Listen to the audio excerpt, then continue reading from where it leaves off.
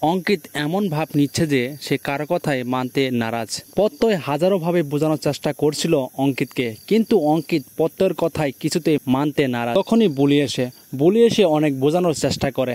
এরপরে অঙ্কিত বলে ওঠে, কেন আমাকে আসতে বলছেন, এবার বলুন। তখনই অঙ্কিত কথার একটা ছবি বুলিকে দেখায়। দেখার সাথে সাথে তখন বুলি বলে ওঠে, এ কি, এটা তো আমার ছবি কেমনে তোমার কাছে এলো?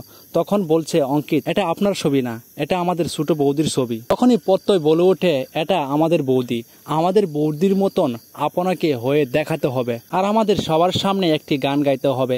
আপনাকে প্রমাণ করতে হবে যে আপনি কথার মতো হয়ে কথার রূপ নিয়ে কথা বলছেন। তখনই বলি তার কথাগুলো অ্যাকসেপ্ট করে নেয় এবং কি সে সত্য সুরে মারে। সত্য অনুযায়ী সে 25,000 টাকা চেয়ে বসে। তবে হ্যাঁ, আমি 25,000 টাকা চাইতাম না, তবে আমি বাধ্য হয়ে 25,000 টাকা তোমাদের কাছে চেয়েছি।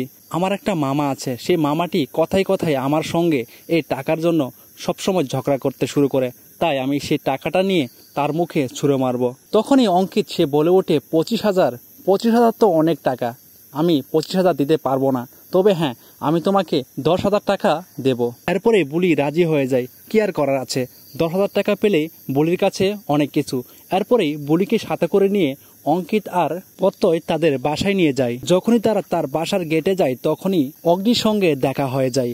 অগ্নি তখন বলতে শুরু করে, এ কি তোমরা? তখনই বুলি মনে মনে সিদ্ধান্ত নেয়, এটা যখন অগ্নির বাড়ি, তখন আমি কাজটা করবই। আমি যতটুকু চেষ্টা হয় অগ্নির ভালোর জন্য তার কাজগুলো করে দেওয়ার চেষ্টা করব।